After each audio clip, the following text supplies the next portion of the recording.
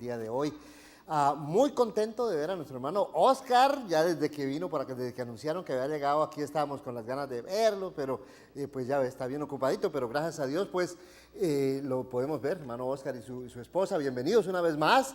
Nosotros sabíamos, cuando dijeron que se fueron para Colorado, bien sabíamos que iban a regresar, ¿verdad? Acuérdense que inclusive pedíamos que no se fueran, pero bueno, se fueron, pero Dios nos los trajo otra vez. Qué bueno, gracias a Dios. Y a todos, ¿verdad?, los que están por aquí, mucho gusto de tenerlos una vez más, ¿verdad?, de poder compartir estos momentos con la meditación de la palabra de Dios. Antes de que entremos a hablar del tema de esta mañana, que es Él es la palabra, antes de que entremos a hablar de eso, quisiera anunciarles, esta noche va a estar con nosotros el hermano Herman Alexander. Él va a venir a hablar de un programa que se llama Nations University, la Universidad de las Naciones. Es una institución que tiene cursos bíblicos avanzados para personas que quieran conocer más a profundidad la Biblia, para personas que quieran pues aprender quizás a usar la Biblia como maestras, como maestros, diáconos, ancianos, predicadores, ¿verdad? Lo que sea. Un programa bastante interesante. Él va a venir y nos va a hablar de eso, así que los animamos para que vengan, especialmente las personas que manejen el inglés. Pues él va a contestar preguntas y todo eso, ¿verdad? Y los invitamos para que los que puedan vengan y se enteren un poquito más acerca de la Universidad de las Naciones, ¿cierto? También tenemos que acordar de todas las banderas, ¿verdad?, que están aquí. Tengo entendido que el próximo domingo vamos a tener una reunión especial, ¿verdad, hermana Marisela? Un servicio combinado enfocado en las misiones. Vamos a hablar un poquito acerca de las misiones quizás hoy al finalizar de nuestra meditación aquí, pero ¿qué son las misiones? Es el llevar el evangelio a todas las naciones. Obviamente que nosotros no podemos llevar el evangelio a todas estas naciones que están representadas en la bandera, pero van a estar aquí presentes, aquí van a estar las banderas de los países donde en la actualidad Web Chapel está haciendo trabajo misionero.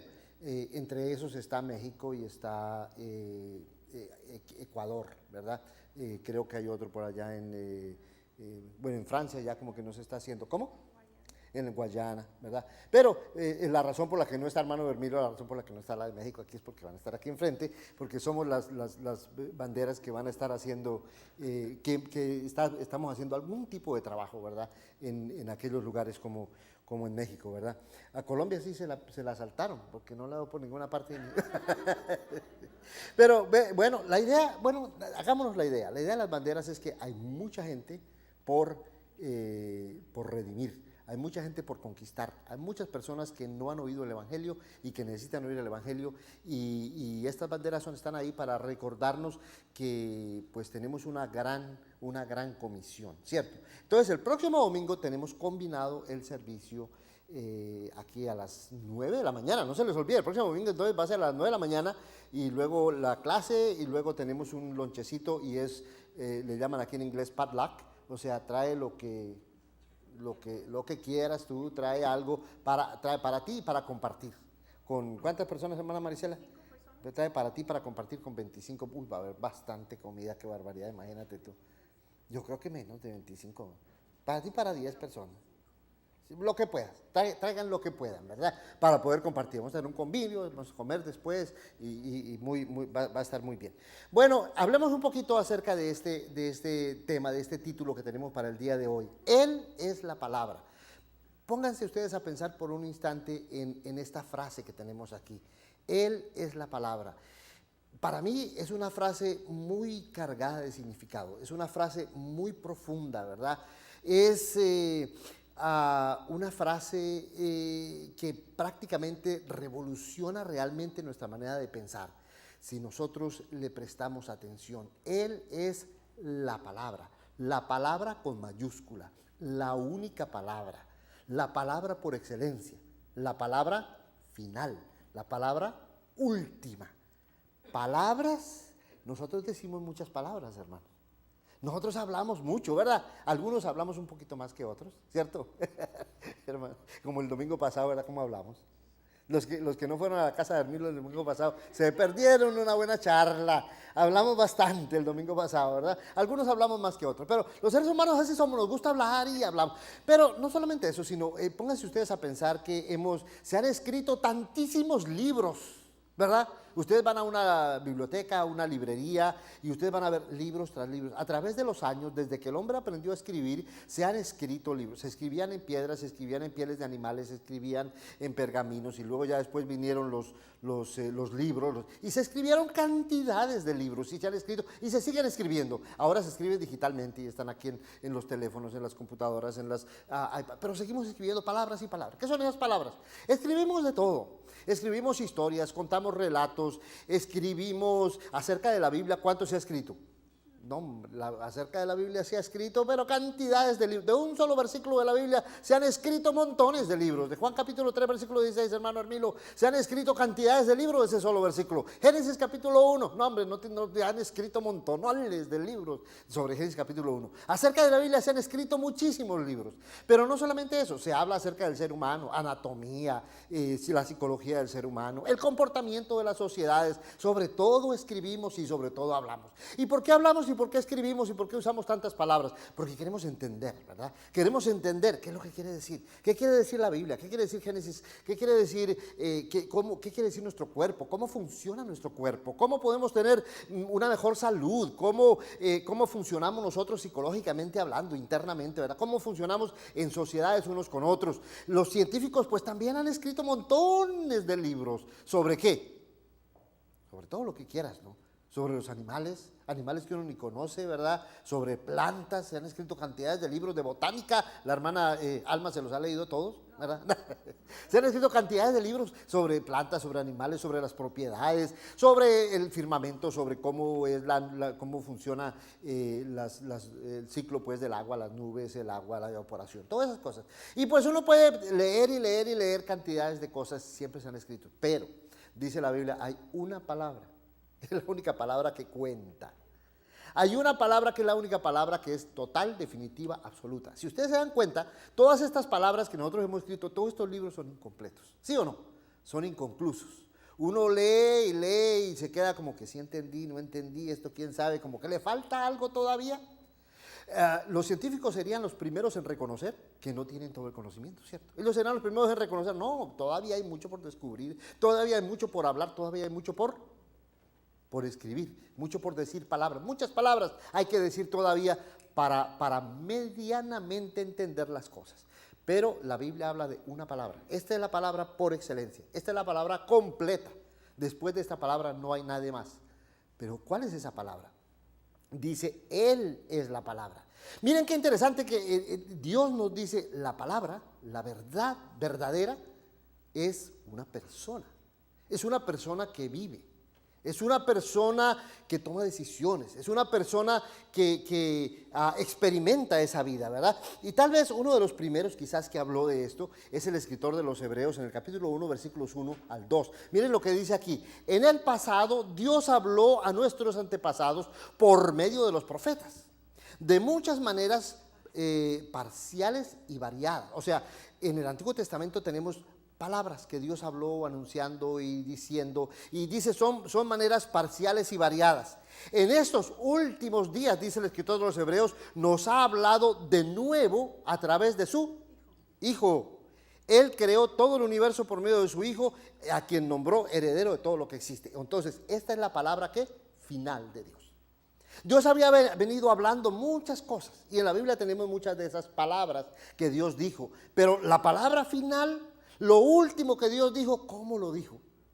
No lo escribió con letras, no lo dijo con fonemas, con palabras, no se escribió digitalmente. Lo último que Dios dijo, ¿cómo lo dijo? Con una vida. Lo vivió 3 años públicos, ¿verdad? Porque sabemos que Jesús nació y creció, ¿verdad? Y tuvo 3 años de ministerio público, murió en la cruz. Esas cosas, esos hechos, esa vida, esas cosas que Jesús realizó, dice, es la última palabra de Dios. Si quieres saber algo, vas a tener que conocer esa palabra. Si quieres entender algo acerca de Dios, solamente se va a poder entender a través de ¿qué? de la vida de Jesús. Nosotros queremos entender a través de mensajes, sermones, escritos, artículos, libros, pero no es a través de los libros, no es a través de mensajes, artículos, palabras, es a través de ¿qué? A través de Jesús, a través de la persona de Jesús. Más adelante tenemos a Primera Pedro, no sé por qué puse ahí Hebreos. Primera Pedro capítulo 1 dice: los profetas estudiaron los detalles de esta salvación, tratando de entenderla, y hablaron sobre el generoso amor de Dios que Dios les ha dado a ustedes. Los profetas intentaban saber cuándo llegarían los sufrimientos de Cristo y cómo sería el mundo cuando llegara. El Espíritu de Cristo estaba en ellos y les hablaba de lo que Cristo tendría que sufrir y de la gloria que recibirían después. ¿Qué es lo que quiere decir este pasaje? Pedro nos está diciendo, miren, todo lo que los profetas antes hablaron, todas estas palabras que se dijeron antes de muchas maneras, a través de los ángeles, a través de los profetas, a través de Moisés, todas estas palabras eran para anticipar, para decir, para hablar de esta última palabra que es la vida de Jesucristo. Los profetas del Antiguo Testamento hablaron acerca de Cristo y dice que ellos trataban de entender, así como nosotros hoy en día tratamos de entender, los profetas también trataban de entender cuándo pasaría esto y cómo sería esto que ya se estaba vislumbrando años antes de que viniera Cristo. Nosotros ahora estamos después de Cristo, ya la palabra vino, ya la palabra se hizo carne, ahora ya la tenemos ahí, ¿verdad? La palabra que se hizo carne. Ahora, el apóstol Pablo en Colosenses capítulo 1 versículo 15 dice: nadie puede ver a Dios. Esa es la verdad. Podemos hablar de Dios todo lo que queramos, ¿cierto? Podemos hablar de Dios todo lo que queramos. Podemos razonar y pensar, y nos hemos inventado unas palabras grandísimas para Dios. Que Dios es omnipresente, que Dios es trascendente, que Dios es, ¿qué más decimos? Omnipresente, omnisciente y todo lo demás, ¿verdad? Con cantidad de palabras y decimos y describimos de Dios y que dónde está Dios y que cómo es Dios y bueno, tratamos de entender nada. Dios nadie lo puede ver, pero mire lo que dice, pero Cristo es Dios en forma visible. Cuando Dios quiso revelársenos y decirnos exactamente qué es Él se hizo carne, se hizo visible, se hizo una vida, se hizo humano. Él existe antes de la creación y es supremo Señor de toda ella, de toda la creación. 1 Corintios capítulo 1, versículo 15. Pero quizás, hermano, nadie ha hablado tan claro de esto que estamos diciendo ahorita como el apóstol Juan. Miren lo que dice el apóstol Juan en Juan, el Evangelio, capítulo 1, versículos 1 al 14. Juan acuñó muy claramente, muy resumida y poderosamente esta idea que estamos diciendo. Antes del comienzo del mundo ya existía, ¿qué? La palabra. Interesante que no dice las palabras. Ya existía la palabra. Y la palabra estaba con Dios.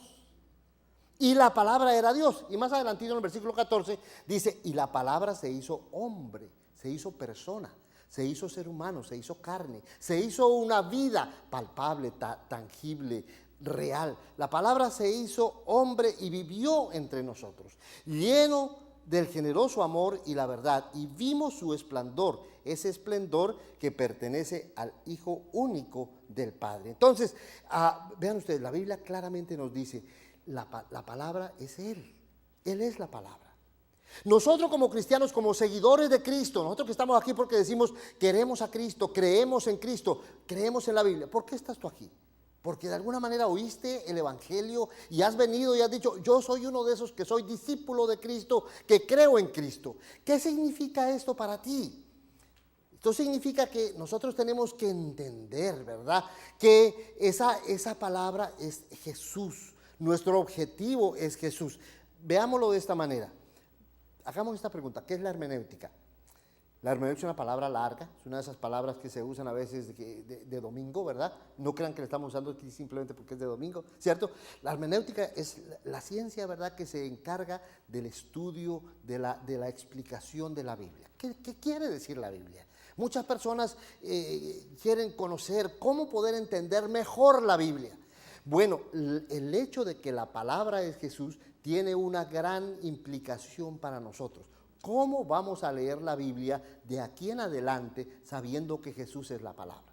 La Biblia no es como cualquier libro. La Biblia no se puede leer como cualquier libro. La Biblia no son simplemente palabras acerca de Dios, ni son palabras acerca de la religión, ni son palabras acerca de Jesús. No, la Biblia es mucho más que eso. Nosotros que somos cristianos debemos entender que cuando llevamos la Biblia, sea en el teléfono, sea bajo el brazo, sea donde quiera que lleves la Biblia, donde quiera que vas a leer la Biblia, tú quieres leer la Biblia, ¿para qué? ¿Con qué propósito? Veamos. En primer lugar, queremos leer la Biblia no para descubrir ideas. ¿Cuántas gentes leen la Biblia para descubrir ideas? Las primeras veces que uno lee la Biblia a veces es para descubrir ideas. ¿Qué dice? ¿Por qué dice esto? Y hacemos preguntas. Y queremos saber las ideas detrás de la Biblia, ¿verdad? A veces hay personas que se han convertido al Evangelio porque han leído la Biblia. Voy a buscar los errores de la Biblia. Hay gente que dice, ¿verdad? Voy a buscar los errores de la Biblia. Empiezan a leer la Biblia para descubrir dónde hay errores. Y entre más leen y más leen se van dando cuenta que, caray, esto es algo especial. Y mucha gente se ha convertido porque empezaron a leer la Biblia buscando los errores. Otros son peor. Otros buscan la Biblia para tratar de buscarle los errores al compañero. Hay familias a veces donde uno, el otro, el esposo, la esposa, yo voy a leer la Biblia para quitarme a esta persona de encima, para decirle que está mal, para mostrarle cómo está mal. Y buscas ideas. O si no, para buscar la manera de refutar a otras personas. Ideas. Bueno, déjenme decirles una cosa. La Biblia no la debemos leer. Nosotros no debemos leer la Biblia para descubrir ninguna idea. Debemos leer la Biblia para conocer a una persona, Jesús. Para eso leemos la Biblia, para conocer a Jesús. Para acercarnos a Jesús. Detrás de esas páginas de la Biblia, sea el Antiguo Testamento, sea el Nuevo Testamento, detrás de los evangelios, detrás de las cartas, detrás de todas aquellas historias y vivencias que leemos en la Biblia, está la figura y está la persona de Jesús, que es lo que nosotros queremos conocer. Leamos la Biblia para aproximarnos a Jesús, para conocerlo, cómo vivió, cómo era Él, cómo es Él, cuáles son sus características, cómo piensa, cómo siente, cómo se comporta, cuáles son sus decisiones, cómo es esa vida tan extraordinaria que puede cambiar también nuestra vida. Las ideas no nos van a cambiar. Si nosotros llegamos aquí y empezamos a leer la Biblia para agarrar ideas aquí, como quien lee un libro de psicología o de pensamiento moderno, se han escrito muchos libros, por ejemplo, de cómo vivir mejor, de cómo ser felices, de cómo hacer mucho dinero, de cómo tener un matrimonio feliz. Vean ustedes las bibliotecas, están llenos de libros de cómo hacer cosas. ¿Sabe Dios si las personas que escribieron esos libros son lo que ellos dicen que han escrito, han alcanzado la felicidad o no? Pero esas ideas no nos van a cambiar. Lo que realmente puede transformar nuestra vida es encontrarnos con ¿qué? La palabra. Una palabra final, total, completa. Y esa palabra es una vida. Queremos ver a través de la Biblia, la vida de Jesús. La otra cosa muy importante, cuando leemos la Biblia para encontrarle el sentido a la creación de Dios por medio de Jesús. Porque todo fue creado por Jesús y para Jesús. La vida de Jesús, lo que Él hizo, lo que Él es, la vida de Jesús es lo que le da sentido a todo lo que existe en este planeta y en todo el universo. La ciencia estudia muchas cosas y por pedacitos, ¿no? Los científicos a veces se especializan mucho. ¿Ustedes les ha pasado a veces que van al médico y el médico dice, no, su caso necesita ver a un especialista? Y entonces lo remiten, del médico general lo remiten a un especialista en los riñones. Y si el problema de los riñones es por diabetes, entonces tiene que ir un especialista en diabetes de riñón, y de especialista en especialista te vas, ¿verdad?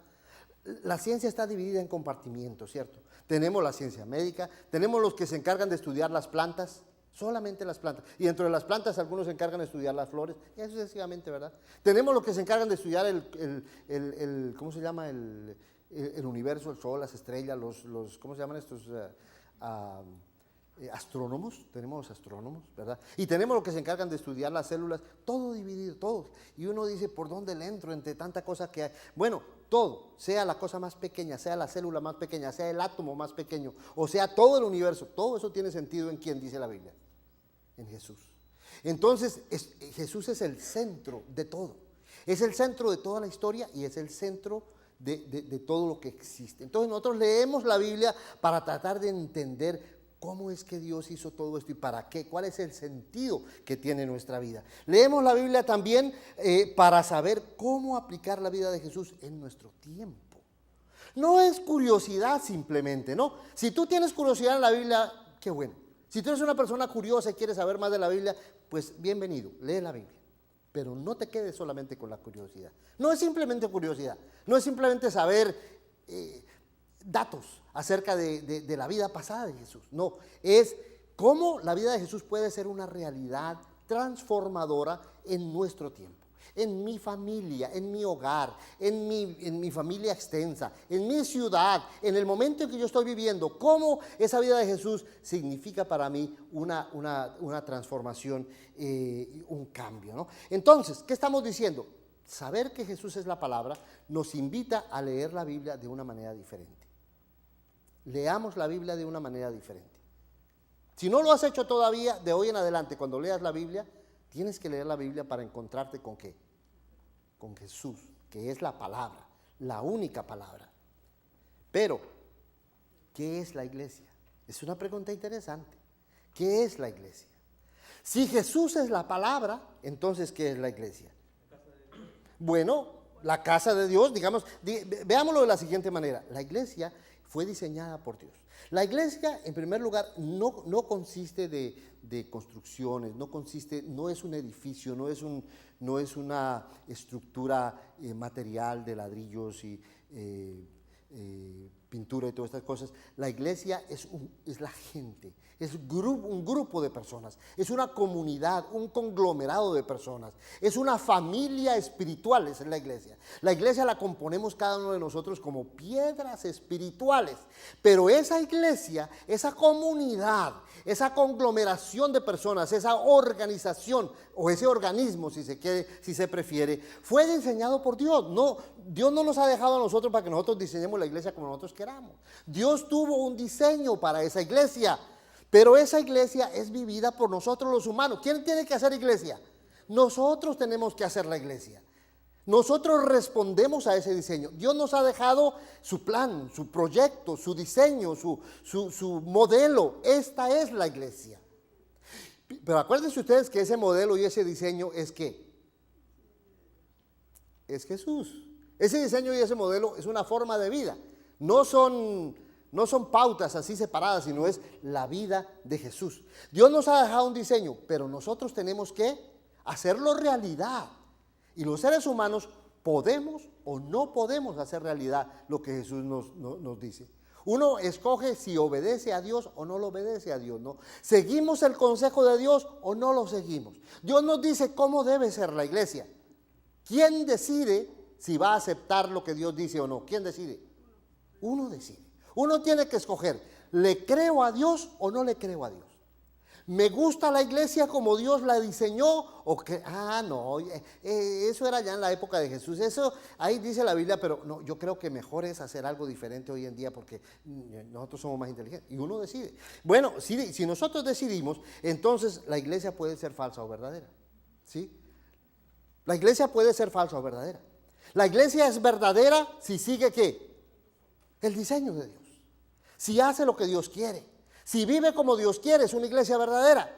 Pero si la iglesia no sigue el patrón de Dios, el diseño de Dios, entonces se vuelve una iglesia falsa. Es una iglesia que se dice iglesia, pero que no es realmente la iglesia que Jesús estableció.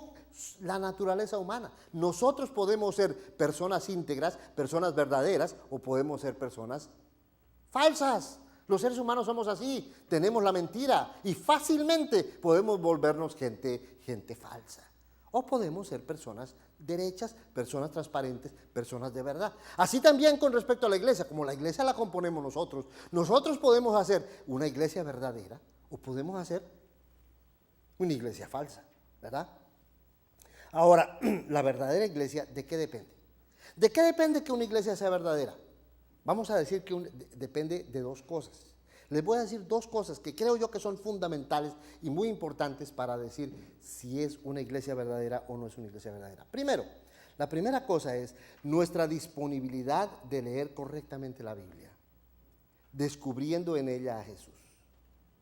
Una iglesia es una iglesia verdadera cuando lee la Biblia de una manera correcta. ¿Cómo así leer la Biblia de una manera correcta? ¿Buscando qué? Buscando la palabra. Acuérdense ustedes que la palabra no son todas las palabras que hay. La palabra es una sola. Lo que Dios quiere es que nosotros nos encontremos con Jesús. Si nosotros leemos la Biblia y cuando leemos la Biblia nos encontramos con Jesús, tenemos la disponibilidad, tenemos el deseo, tenemos la fe, tenemos la voluntad de decir, yo quiero encontrar a Jesús a través de la Biblia, entonces nosotros tenemos la posibilidad de ser una iglesia verdadera. ¿Por qué? Porque nos vamos a encontrar con esa palabra.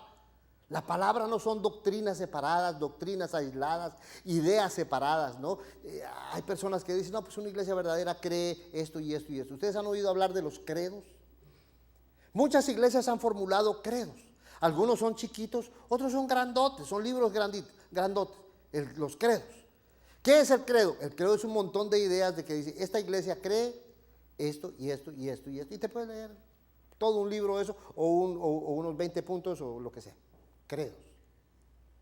¿Eso es lo que hace una iglesia verdadera? No.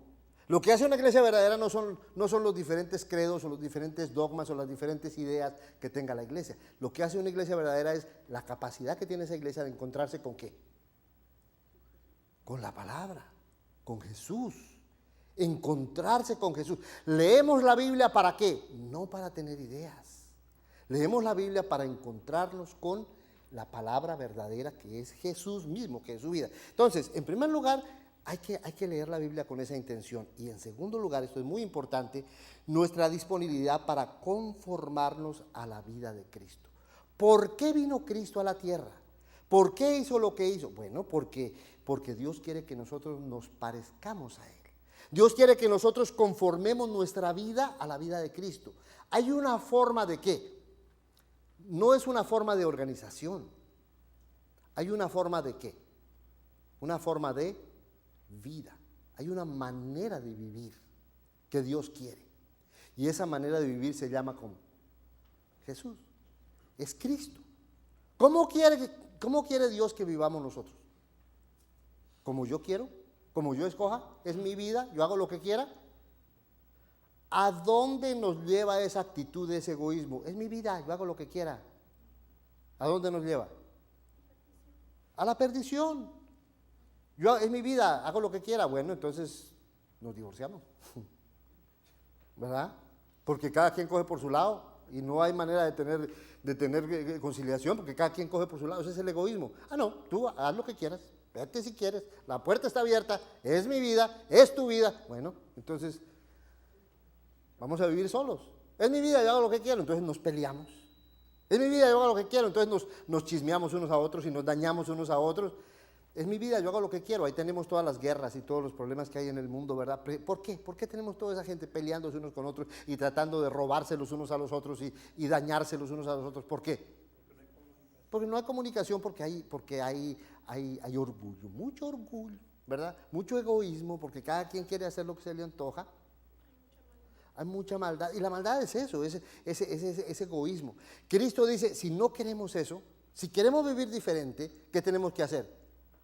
No vivas tu vida como a ti se te dé la gana. Conforma tu vida a la única manera de vivir que es final, que es la manera de Cristo. Esa es la palabra.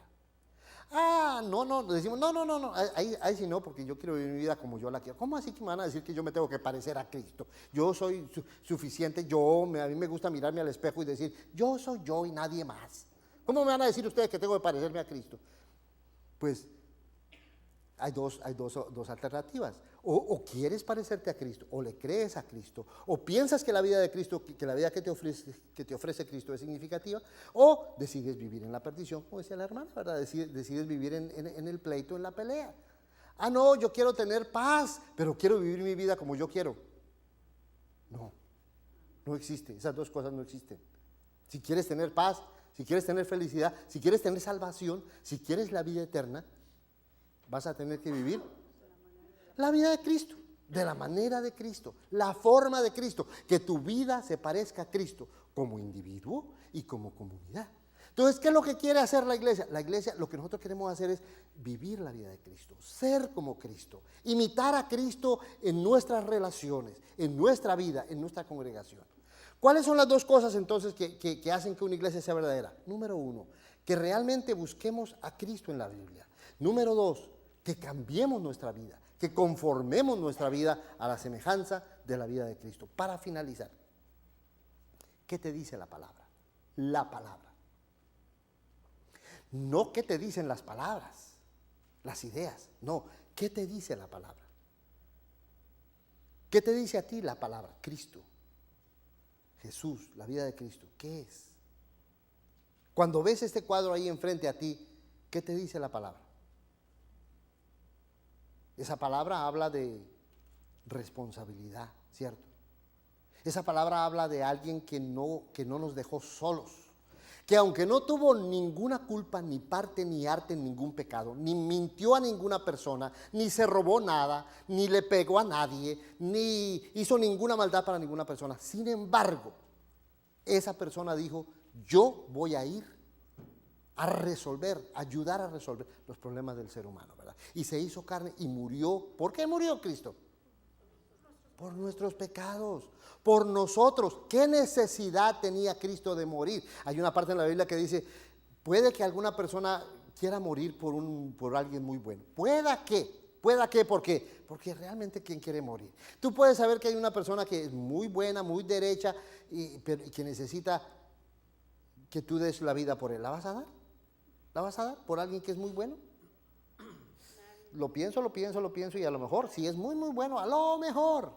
Pero Cristo vino a dar su vida ¿por quién? Por la gente mala. No, hombre, este pobre criatura no merece nada, no vale nada. Cristo dijo, yo voy. Yo doy mi vida por esa persona. No importa en dónde esté, en qué condición esté. Entonces, esa vida, esa palabra de Dios nos habla de esa disposición, de esa resolución, ¿verdad? ¿Qué más nos dice esta palabra? Valor. Confianza total en Dios. ¿Cómo Cristo entregó su vida así? Morir y olvidarse de todo. ¿Cómo? ¿Por qué? ¿Se acuerdan ustedes qué fue lo último que Jesús dijo? ¿Qué fue lo último que Jesús dijo en la cruz? ¿Cómo? Bueno, eso fue una de las primeras cosas que dijo, perdona, que eso es algo que se ve también ahí en la cruz, perdona, comprensión, entendimiento, ¿verdad? Las últimas cosas que Jesús dijo es, consumado es, y antecitos de eso, en tus manos encomiendo mi espíritu. O sea, tengo confianza total en Dios que me puede salvar inclusive de la muerte. Una confianza total. Pero para finalizar, ¿por quién murió Cristo? Por nosotros, pero no solamente por nosotros, murió por todo el mundo, Murió por los africanos, que nosotros ni siquiera tenemos idea de los africanos, murió por los etíopes, murió por todo el mundo, murió por la gente más pobre y más necesitada, murió por aquellos niños que están viniendo, ¿verdad? En esa crisis que estamos teniendo aquí en Estados Unidos, los niños que están viniendo, por todo el mundo murió Cristo. Entonces, esa palabra de Cristo es una palabra ¿qué? Universal.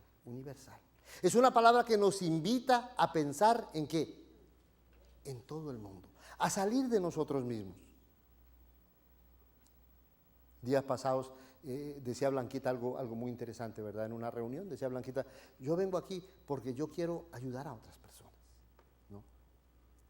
Hay una gran diferencia entre venir a Cristo para que Cristo me sane, para que Cristo me salve, para que Cristo arregle mis problemas, para que Cristo me dé un dinerito porque necesito una pulladita de Cristo para que me mejoren mi empleo, ¿verdad? Y vengo a Cristo para recibir y recibir y recibir. ¿Cuándo vas a decir, yo vengo aquí como Cristo vino? ¿Para qué? ¿A qué vino Cristo? ¿Para recibir qué? Para recibir golpe. Cero. Cristo vino aquí a pedirnos nada, no buscaba nada. No le ofrecieron un gran trabajo a Cristo venir aquí a la tierra para trabajar por estos seres humanos y llevarse una buena tajada. No. Cristo vino y recibió cero. ¿Para qué vino? Para ayudarnos, para entregar, para dar, para servir. Es más, se vació completamente Él, se entregó todo, ¿verdad? Para servir. Entonces, esa es la palabra de Dios, esa es la palabra. ¿Para qué venimos aquí a la iglesia? No venimos solamente a recibir, sí recibimos mucho de Dios, Venimos porque hemos recibido. Venimos porque Dios nos perdona nuestros pecados. Pero venimos porque por agradecimiento. Y aprendemos, una vez que estamos siguiendo a Cristo, aprendemos que la cosa no es recibir. La cosa es dar. Cuando hacemos la invitación y decimos si alguna persona quiere ser bautizada, le estamos invitando a recibir. Recibe el perdón de los pecados. Recibe el don del Espíritu Santo. Recibe la paz espiritual que Dios te da. Le estamos invitando a que reciba, ¿cierto? Pero muy pronto, si tú realmente vienes y recibes eso de Cristo y sigues a Cristo, muy pronto vas a aprender que el secreto no es recibir. El secreto de una vida verdaderamente pujante, el secreto de una iglesia pujante, el secreto de una buena vida es ¿qué? Dar. Porque eso es lo que aprendemos de la palabra. ¿Qué dice la palabra? La próxima vez que tú pienses en la verdad, la próxima vez que tú pienses en el secreto necesario para poder vivir lo mejor que tú puedas, llévate esta imagen en la mente. Es la palabra. Es entregarse, es dar. ¿Dar a quién? No solamente a la persona que tengo a mi lado, a mi familia, a la persona que conozco, a mi amigo, sino inclusive estar dispuesto a dar. Cristo dio ¿a quién? A todo el mundo. Es una palabra universal, a todo el mundo. El próximo domingo vamos a tener este énfasis en las misiones. Es un énfasis bonito porque las misiones nos ayudan a pensar en tanta gente que hay. No podemos hacer mucho por mucha gente, pero sí podemos tener esa visión y ese deseo, ¿verdad?, de Jesucristo, cuando en Mateo capítulo 28 dice, vayan, ¿por qué? Por todo el mundo y hagan discípulos. ¿Qué es un discípulo? Es alguien que aprende, haga discípulos en todas las naciones. Entonces, lo que Dios quiere es que nosotros vayamos y hagamos discípulos. El domingo pasado decíamos, el hermano Hermilo tiene una idea fantástica, que nos hagamos cada uno dueño de una silla. ¿Verdad, hermano Hermilo? ¿Y en qué consiste la idea? Llenar la banca. ¿Por qué? Porque se trata de dar, no de recibir, ¿verdad? Exactamente. Cada uno, hagamos, ¿cómo? De perdido.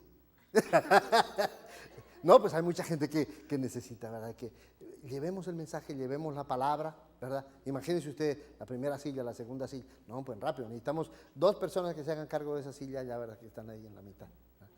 La hermana Marta tiene toda una silla ahí para usted.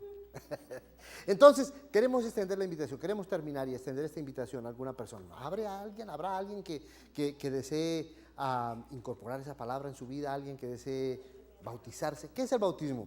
El bautismo es morir con Cristo, resucitar con Cristo. Es imitar a Cristo. Es el primer paso que damos en esa imitación de Cristo. Mueres con Cristo y resucitas con Cristo. Para de ahí en adelante, ¿qué? Vivir tu propia vida. ¿Ah? Para de ahí en adelante seguir haciendo las mismas locuras que te habían traído al problema que tienes. Sí, para eso. No, hermano, no. Morimos con Cristo y resucitamos con Cristo para vivir distinto, para vivir como Cristo, ¿verdad? Para incorporar la vida de Cristo en nuestra vida. Entonces vamos a ponernos de pie y cantar este cantito que nuestros hermanos tienen preparado.